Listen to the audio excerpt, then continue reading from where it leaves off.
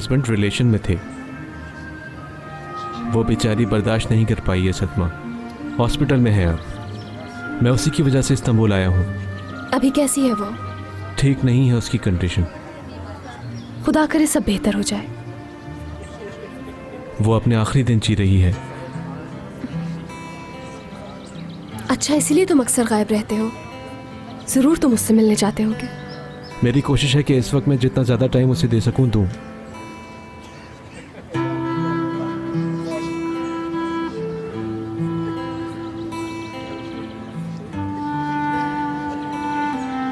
उसका हस्बैंड उससे मिलने के लिए हॉस्पिटल आता है? नहीं, एक बार भी नहीं आया वो भी इस आदमी।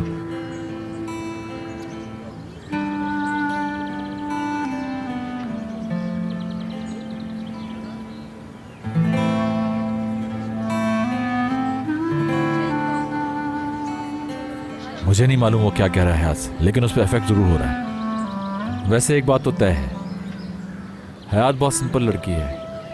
ये उससे इमोशनल ब्लैकमेल कर रहा है।